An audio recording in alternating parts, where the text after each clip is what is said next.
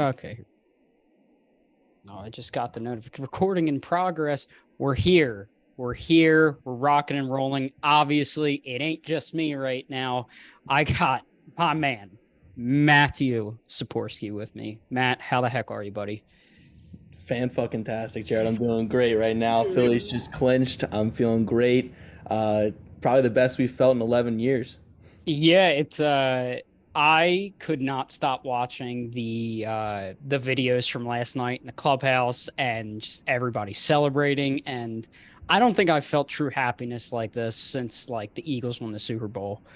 And just it was a great night. It was a great night. Uh we're going to talk about the game a little bit. We're going to get crazy. We're going to talk about, the years that have gone on since they clinched. It's going to be great. It's going to be amazing. It's going to be lovely. So last night, Nola, what are your thoughts on what he did last night? Dude, I'm not gonna lie, I'm kind of pissed at NBC Philly right now. They put the graphic up over the Phillies logo saying, perfect game going in like the seventh inning. I was like, what are you guys doing? Have you Yeah. guys never seen a baseball game before? Like, are you guys new here? You never talk about it. You No. never talk about it. But he was fantastic, man. There's nothing much more you can say. I mean, a lot of the players said it yesterday. They were super impressed with the way he went out there. And a lot of the narratives of the last few years has been September Nola fades down the stretch. But man, this is October Nola now, and he was Yeah. fantastic He's a different yesterday. breed. There's nothing really else you can say. I mean, he was everything that they needed him to be and much more. To go out there and throw 6 and 2/3 innings, shutout baseball, nearly perfect. Did you see his stats for the whole season? He has like over 230 strikeouts, Mhm. just 29 walks. Yeah. That's absurd, and Unreal. I think he leads the either National League or the entire MLB in pitcher F WAR Mhm. for the season, which is incredible. Yeah. I mean, I feel like without fail, anytime they put something like that or they talk about a pitcher being good, without fail, the next inning they give up like 3 runs or give up, whatever. And I don't think I've ever seen Nola that locked in since like remember that Red Sox start in 2018 Yeah. and that one hitter. I think that was the last time I saw Nola that locked in. And I'm not gonna lie, you're going up against the Astros, who are the best team in the American League, and they had all their starters in, and he just diced them up like he was not. What I love about what he did last night was he didn't try to fool anybody. He just attacked, and great things happened. I knew Alvarez was going to break up the perfect game. I even said that. I said that to myself. I'm like, I know for a fact that of anybody on this Astros team right now, the guy I'm afraid of the most is Alvarez coming up in that situation. Of course, it's on the first pitch too. Didn't Yeah. even work a good at bat, but outside of that, I mean, you got Alvarado coming in for an inning and a third, and he's just been incredible. Like I don't even worry when he's in a ball game because I just know he's going to shut the door. And what did you think about Thompson going to Eflin for the last inning? Dude, I was surprised. I thought it wasn't going to be Robertson because he's been struggling so much in September, and Dominguez has been struggling too. But I kind of expected him to go with Sir Anthony, try to get some confidence back in him before October starts, before the postseason starts. But man, going to Eflin there, I mean, he might be in a Brett Myers situation right now in terms, a starter that goes into the closer role heading into the playoffs. I mean, one more can say, since Evelyn's come back, he's been unreal out of the Mm-hmm. bullpen in this new situation that he's never been in before. And a guy that was came to this franchise in 2014. He was the main part of the Jimmy Rollins deal, which I didn't even think I Which knew I until can't believe they yesterday. got I know, anything for like a 35-year-old Jimmy I Rollins. know, I know. The Dodgers were desperate, I guess, Oh, at that oh, point. yeah, But yeah. getting Eflin, and he's been through some tough times here. I mean, he's been on all the crappy teams through the years. And he's been here every step of the way with Nola, with Reese Hoskins, and to see him close it out after everything he's been through this year, after everything he's been through the past couple years. I mean, what more can you say about it? It was a little bit of a sentimental choice, I think, by Thompson to put him in the ninth, but it was one that worked out for the best and might even lead to him having more opportunities like that going in October. I can't wait for him to be the Andrew Miller to this Phillies team right now. I like you said, like he was never been in this role, never been the type of guy to be a reliever, and he's just been outstanding. It reminds me of when Sir Anthony went, or not Sir Anthony, Ranger went to the bullpen last year and just embraced the role and was fine with it. And obviously this is a contract year for Eflin, and if I was Dombrowski, I definitely bring him back as a reliever. I would not bring him back as a starter. See what the market's like. You're losing Syndergaard, you're losing Kyle Gibson. Thank God. I can't believe that he even made that last start in Washington. For Christ's sake, what are we doing here? I've never seen a guy crumble as much as Kyle Gibson. I will never forget. It was second inning, right? The second inning is when it all just fell apart. Yeah. Mm-hmm. And he gets the first 2 outs on 3 pitches. And then at the end of the inning, it was like 6-1. Yep. I'm like, how do you even do that? Yeah. I mean, if you're getting upper tanked by Luke Voit, dude, I mean, you're throwing meatballs, and I feel bad for Luke Voit. I know, poor guy's been because Hosmer's supposed to be in that. Yeah, Hosmer's like, no. give him Luke Voit. I ain't going. Rogers like, all right, we don't care. We'll take you the other first baseman we got. But yeah, Gibson, man. I mean, there's got to be questions. Like, do you even put him on the playoff roster? Because I wouldn't. No. If he sniffs that roster, I'm marching on down to Rob Thompson's office being like, what the hell are you doing, dude? Yeah, it'll be like that Family Guy scene. I just want to talk to him. I just want to talk to him. But I think, you got to look at the rotation of obviously Wheeler, Nola, Suarez. Those are going to be your 3 in the wild card series, either against the Cardinals or against the Mets, which I kind of hope we play the Mets just to knock them out. Really, add insult to injury after they blew a 10.5 game lead. Couldn't be our team. Our team. Well, yeah, we were never in that situation. Yeah, no, of course not.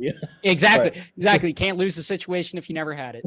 I think, those last 2 spots, obviously Falter, because he's earned that. I think what Bailey Falter did and has been doing this entire season has been incredible, stepping in for Wheeler and all that. But then do you put Syndergaard as that last starter, or do you keep him as your long man in the bullpen? Because he's looked pretty good out of the bullpen. And he looked really good in his last start too. I agree. I think I'm going to rock with Syndergaard out of the long relief situation because he kind of seems like a guy who's want to do whatever it takes. He came over mid-season, and at this point, he's just trying to earn another contract after this year. I kind of had to prove a deal, and quite frankly, he's not proved it. But I agree with you, Falter probably being that 4th guy if we are happening to get into the NLDS. When we get in the NLDS. There you go. My balls are bigger than ever. You're too confident, Jared Roberts. Yeah. But I agree with you on Falter front. I think the bullpen's going to be a lot of mixing and matching.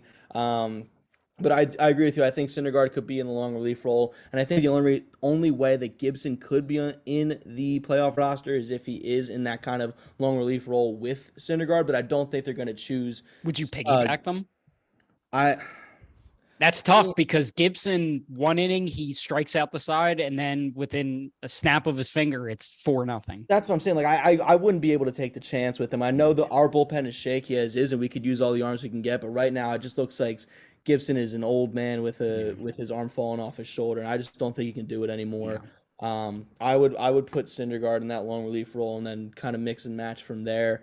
Hopefully Brad Hand is back off the IL. You know my feelings towards Brad Hand. Well, listen, I mean, he's one of 2 lefties we have in the bullpen. Yeah, and the other one is unhittable for the past 2 months. So so I'm not putting Brad Hand in any setup roles, but if you need like a 5th inning guy, I'm sure he'd be okay. But the last couple of months, I mean, he's got the most, unbelievable ERA I think I've ever seen. Like where the ERA just doesn't match. I have never seen somebody as lucky as him. When I saw his ERA, I'm like, that's not right. The whole year it's been like that. I know, because I'm like, Brad Hand's like a solid guy, and he's probably going to get a decent contract, like a 1-year, probably high AAV, but he's not a guy with a low 2 ERA. He's just not. I'd love to see what his like fan graphs thing looks like, because there's probably not looking pretty. No. I think the analytics nerds are probably having a field day with his advanced stats and whatnot, but his ERA just does not match. No, dude. And it's times like this where, can you imagine? Because remember when Knable got hurt, how great he was getting out of the closer's role. Imagine if this team had him, add Brad Hand. Andrew Bellotti's been great. Alvarado, Robertson, Dominguez, and even Brogdon. No, I can't do Brogdon, bro. Every time Brogdon comes in, he's giving up a homer. Ever since that Mets series, dude, he's been giving up a homer every time he comes in. I didn't know what the hell happened to him. He was like dominant, and then he just like lost his confidence. I don't know what happened. I mean, the velocity all is still there. Like, I don't think it's like an arm issue. I'm with you. I just think it's like just a confidence issue. And And it sucks. Some of my friends have told me, but his body language is one of the worst Oh my on the God. team. Like one of the worst you could have as a professional athlete. So, yeah, I don't know what to do with him. I wouldn't trust him in the big situations that Thompson keeps trusting him in. But we'll see come the playoffs. I think we're gonna have a tighter rotation there. Yeah, I think the thing with Thompson and the reason he keeps going back to Brogdon is because he's like letting him know, hey, I trust you right now. You need to trust yourself and trying to build his confidence. But if it ain't working, it ain't worth it. Man. I love him. He needs to be here next year. I think he will. I think absolutely. After what he did for that idiot before him, like Rob Thompson had to be sitting there every single day being like, oh my God, what are you doing? Yeah. Every Johan Camargo started shortstop.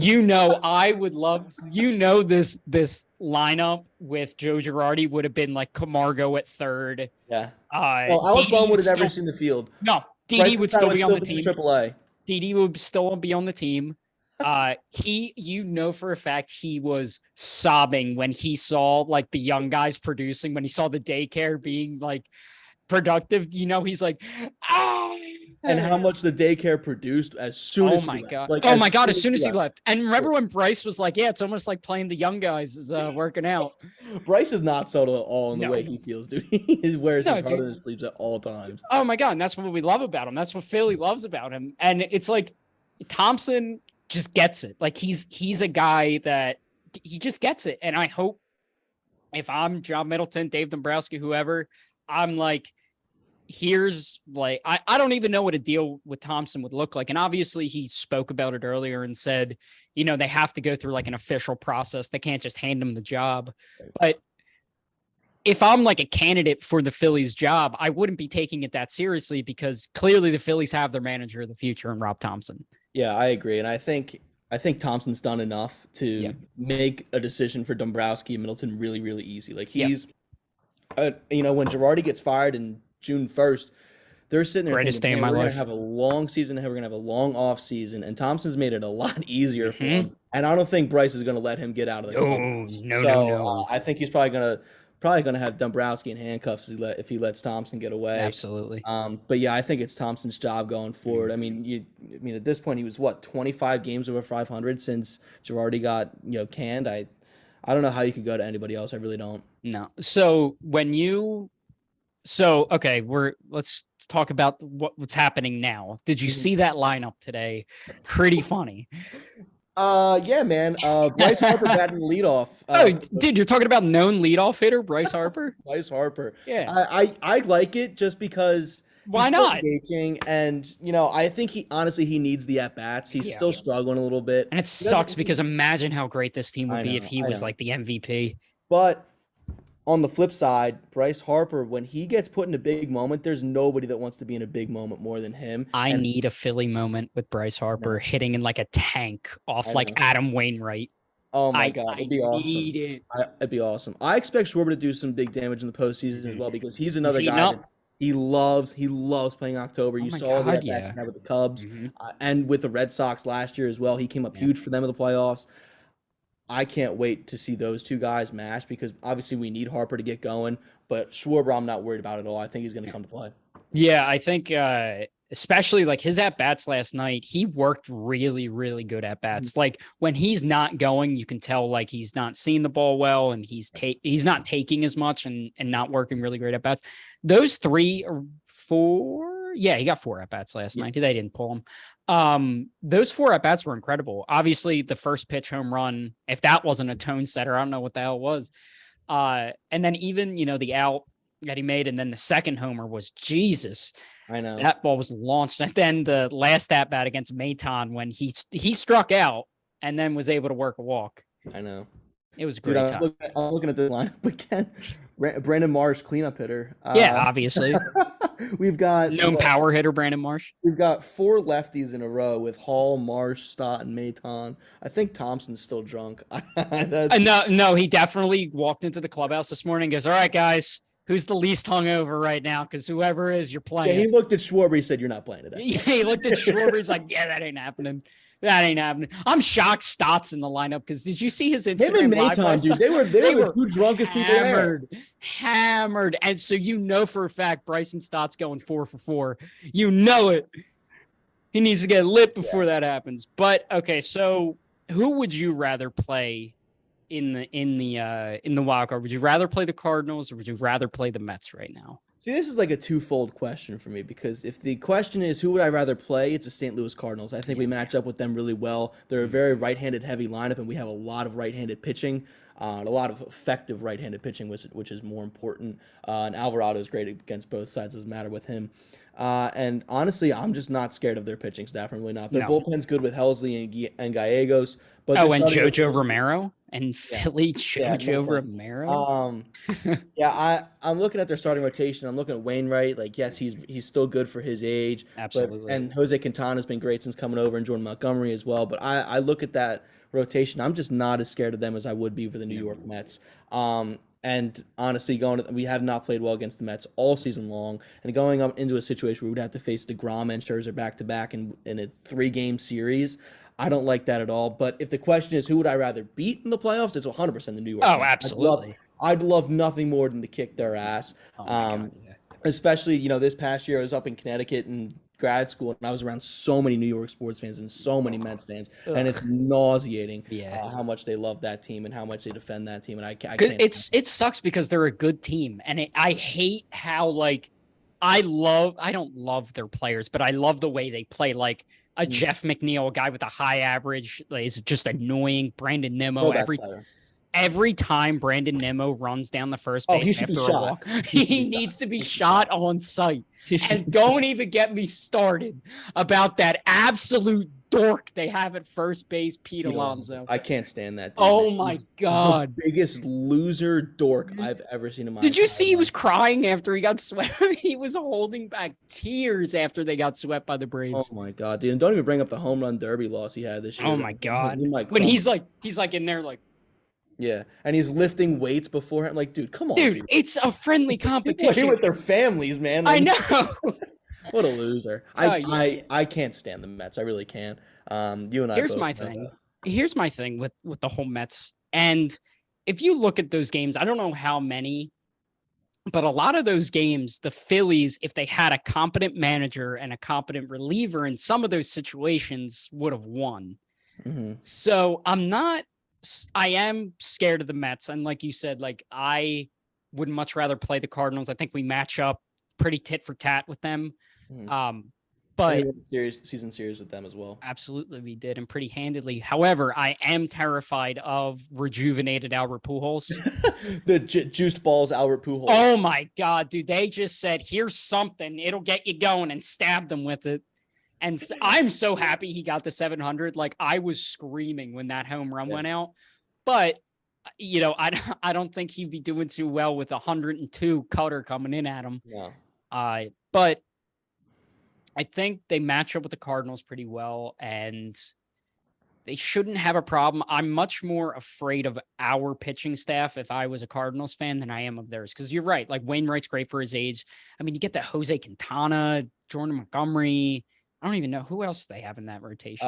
Jack Flaherty's been hurt. Yeah, he's his last couple starts he's been pretty good, but he's been banged up. So and Miles Michaelis too. Yeah, I'm not sure if he's still in their rotation or not. But the big thing with a lot of those guys is they don't go a lot of innings. Like they're not going deep. Other than Wainwright, they're not going deep into the games, and they like to use their bullpen a lot over there, which is good for us because if we can work them down like game one, absolutely. But the only thing about going game one is I feel like every time Adam Wainwright pitches against us, he pitches a complete game loss. Yeah, he's a god. Except for the Alec Boehm, because Alec Boehm got him for 2 homers in that game. Oh, you goddamn right he did. Don't forget. Don't you forget. But I think we would love to play the Cardinals, but a lot of just a part of us wants to play the Mets just so we can. I know. You guys won the season series. I would hate everything about it going into it, but then as soon as the first pitch is thrown, I'd be like, let's beat these fuckers. Absolutely. I can't stand them. Dude, I mean, I think like DeGrom has not been good his past few starts. So man, all right, has he not been good compared to the rest of the league or compared to past Jacob DeGrom? No, to the rest of the league. Like he got shelled by the Oakland Athletics got him for like 5 That's true. runs. They've been really struggling. That's the only part where I would like like I'd kind of be okay with it. But the And Mets, I just they're down bad right now. I know, but the Mets mentality coming into that series against us would probably be, we've handled these Yeah. motherfuckers all year. Yep. Like I hope they'd take us lightly, but I'm sure they wouldn't. No, I mean, absolutely. And it's we just wouldn't do the same to them. Like if the roles were flipped, we'd be like, no, let's end these, let's end them. yeah, And we'll see. We Friday, big day Friday. I know. I can't I, wait. I will be away, but that is not stopping me. And I told Ashlyn, my girlfriend, I told her, I go, listen, babe, we can do whatever the hell you want. 8 o'clock runs around. Our asses are going to be in the seats. We will be on the couch and that wild card game, and I don't want to hear a damn peep out of you. We could do. I said this is not a normal Phillies game. This is the postseason. Something I haven't smelled since I was 12. Yeah, I need it. yeah. I Since love were you, in the but I halls need of it. a week in middle school. Yeah, I love you, but I need it. And that's it. And now we get to the part where we have to salute our friends who could not be with us during this time, mainly Cesar Hernandez. Poor guy. Oh, man, Poor I'm guy. for 8 home runs a year. I know. Still hit like 290 every year. Mike Franco, Oh, who he was addicted to getting released on his birthday, might be the funnest baseball gag of all time. Let's see who else. We got Freddie Galvis. He tried last year, and I can't believe how competitive the Phillies were last year when they were running out Ronald Torreyes, Freddie Galvis, and Brad Miller. that's cleanup hitter Brad Miller to you. Oh yeah, my apologies. Cleanup hitter Brad Miller would be like awful for like he'd be awful for like 15 games, and then one game he'd hit like 2 home runs. Yeah, and then just be like, oh, everything's fine. Vibe guy Brad Miller. Oh my God, those last 6 weeks of last season were so rough. It was so bad. I can't believe. Like, I still think, looking back on it, the Phillies won the Kyle Gibson, Ian Kennedy, Spencer Howard trade, in my opinion. You got rid of Spencer Howard. That guy stinks. I can't believe, after seeing what he's done at the big league level, how the hell was he a top prospect? This guy stinks. I don't know what happened to him, man. I mean, he couldn't even go more than 2 innings. No, I was running down the first base. That's why I run out of. No. There's got to be something, like some kind of mental block there, because that's ridiculous. Yeah, I've never even heard of that. The stuff's there. It's like when Nick Pivetta was on this team. Like, the stuff's there. He just could never figure it out. Yeah. Postseason hero Nick Pivetta. Yeah, now he's hanging curveballs in Boston. Oh yeah, not our problem anymore. Dude, I can't believe, like, I knew the times were changing when, first of all, they had the balls to fire Matt Klentak. Yeah. Didn't think that was going to happen because, the penny pension. And I think it's hilarious that he went to the Brewers and they missed the postseason this year. So funny. That is poetic justice. But, I knew this team was different going into this year when, you sign Jeurys Familia, you sign Odubel Herrera, you still have Didi hooked on the books, but that didn't stop them from releasing those guys because they weren't producing. And I feel like Phillies teams in years past would just keep them on there because they're getting paid and they're on the books. And that's how I felt like this team is different because they're giving, they're giving the ball away to Stott to be the next shortstop, the next Jimmy Rollins, book it. You give the reins to, I love the Brandon Marsh acquisition, and, Mickey Moniak is probably crying because if you saw on Instagram, he liked like all the posts about Phillies in the postseason. Poor guy just couldn't figure. I hope he does well, and I really do because I love Mickey Moniak. Love that guy, but F that guy. Official statement, F that guy. Yeah, the Phillies needed to figure out a center field situation. So, and you keep talking about like DFAing all these guys. That was a big difference from years past. Like Dave Dombrowski put his foot down and said, "Look, the fans are right. We can't keep putting these guys out there. We can't." He made the right decision. He got us an extra starter in Syndergaard for when Effin was out and Felter wasn't back yet. He got us that center fielder that we desperately needed. I'm not saying Brandon Marsh is an all-star by any means. I But am. I'm okay, willing to put my stamp on that. Book it, October 4th, 2022. Brandon Marsh, your National League starting center fielder next year. hitting 288 as a Philly, by the way. So Yeah, I mean, no he's big been deal. great since he come over, and all the Phillies needed was a serviceable center fielder, and he's been that and then some since he's come over. Absolutely. Because Moniak and Vierling and Love Odubel, Car Shield. Love yeah, Car Shield, though. love the car shield. I Yeah. love him for a spot start. I don't like when Castellanos was out; he was playing right field every day. No. You tell me you didn't love seeing Dalton Guthrie out there every day? Hey, Dalton Guthrie starting the night, so. You mean future postseason hero Dalton Guthrie? Oh my God! Wait, by the way, what the hell were the Phillies doing keeping Derek Hall down there for that long? Okay, so my whole thing with that is there really, really, really was no spot for him I here know. because you have Harper as the Harper DH, yeah. you have Hoskins, and then if Hoskins isn't going, you have Bohm, and then you throw Vierling or Maton, whoever at third, and you know, I think book it right now. Derek Hall is going to hit a homer tonight. I'm going to clip this. I'm going to clip this and put it on my story if and when it happens. Okay. But at the time right now is 6:34 p.m. We are 2 hours away from first pitch. Derek Hall's hitting a homer tonight. They're facing Verlander tonight. And that didn't stop Scott Kingery from hitting a leadoff home run on Jacob deGrom back in 2018. Now did it. I'm sorry. Now did it. Oh my God, that guy's hitting $188 in Lehigh Valley. Oh my God, dude! I wish Scott Kingery was here. He was fun that one year. Oh yeah, 20 was it 18 or 19 when he was 28, the Carlos Santana year. Oh, Slamtana. God, how was that team so competitive when you had Justin Bour, when you had 4 first basemen in your lineup? Was that the Wilson Ramos year too? Yeah. Remember when Wilson Ramos first got here and he had like 4 hits in his first game and everyone was like, "Oh my God, a catcher who can hit?" Yeah. And then he got hurt and never, and then just died. And then he tore his ACL last year and just never is going to sniff baseball again. But I can't believe we made it this entire way through and didn't just give a clap to the Miami Marlins for saving our season. Our Miami Marlins. Wow. And I love the social media interaction between the Phillies and the Marlins. They were like, "We got you.